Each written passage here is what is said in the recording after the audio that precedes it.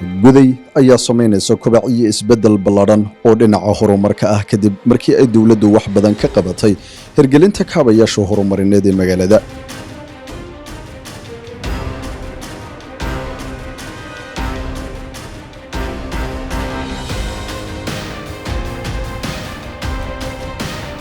magaalada waxaa ka socda raad horumarineed oo ay dawladdu hormuud ka tahay marka la fiiriyo dhismayaasha laamiyada dhammaaday iyo kuwa xawliga ku socda oo lafdhabar u noqonaya isbeddelka horumarineed ee ay samaysay guday wakhtigani, taasi oo sabab u noqotay in maalqabeennadu ku soo hirtaan magaalada.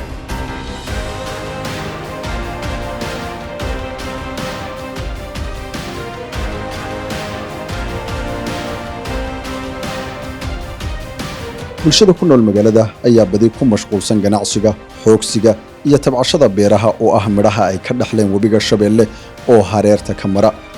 webigani oo mara guud ahaan degmooyinka gobolka marka laga reebo Dhanaan iyo Elele ayaa ka dhiga Shabeelle gobolka ugu wax soo saarka badan deegaanka.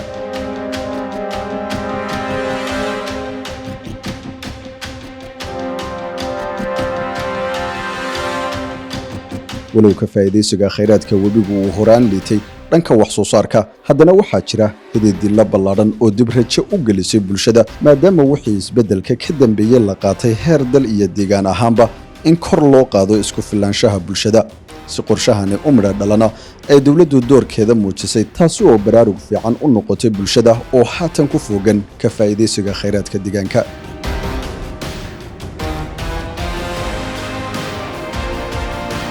marka laga tago faa'iidooyinka iyo waxtarka uu bulshada guday ku soo kordhiyay webi Shabeelle oo aan la soo koobi karin, waxa ugu yar oo iyana jira bulshooyin danyar ah oo noloshooda dhaqaale ku maareeya xaabada amaba qoryaha la shito oo laba xilli oo webigu biyo keeno u shaqo taga helada Xabley oo ah goobta ay ka urursadaan.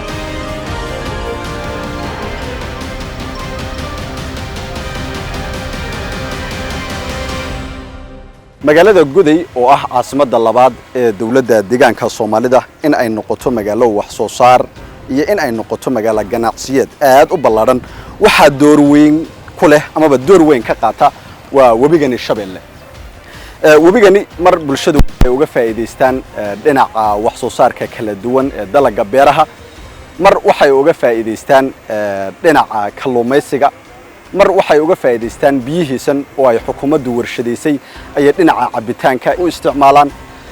waxa intaas dheer in mararka qaarkood bulshadu ay webigani jiinkiisa sida hadda goobtan aanu taagannahay ee Xabley oo kale waxay ka urursadaan xaabada oo il dhaqaale oo muhiim u ah bulshada qaarkood.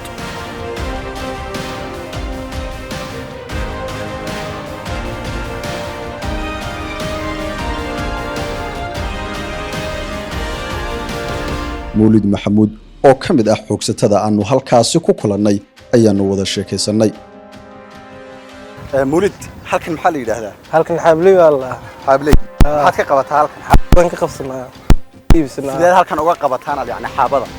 webiga waan galnaa qolofna ku qabsanaa. qolof baa yaa lagu soo jiidaa. sax. marka xaabada marka halka ka soo qabataan waa la gadaa waa la iibiyaa guryahan waa lagu dhistaa. dad jaxaas uu cuno qaaday iyo dad ku dhacay way labada way shir. xaabada marka halkan ka soo ururisaan suuqa inta dhanbad ku iibin halka lacag inta dhanbad ka heshaa 20 kun bagisha kun oo bir yaa halkan ka shaqeysaa.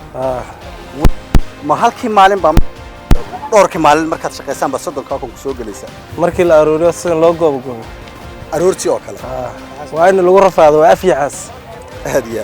وبختيار نصيب أما هاكو قاضو أما يكو قاضو. وأفيا حاسو حكا لا صوب.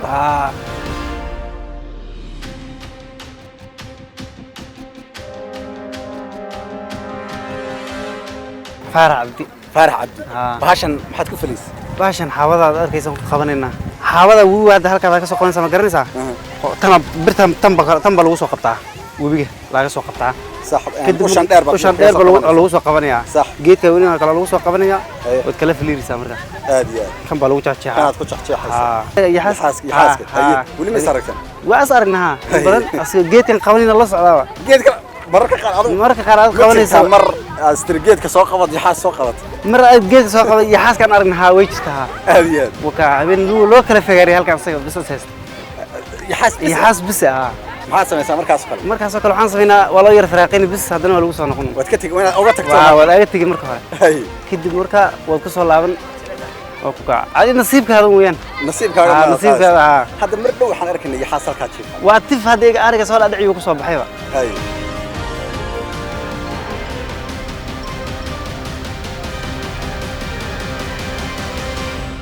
qorshahani webiga looga qabsanaya xaabada ayaa Ahmed la jaanqaadaya badqabka iyo ilaalinta beeyada amaba deegaanka maadaama aan la jarinin dhirta balse kuwa uu webigu soo qaaday looga faa'iideysanayo dabka dhuxusha iyo dhismaha guryaha qaarkood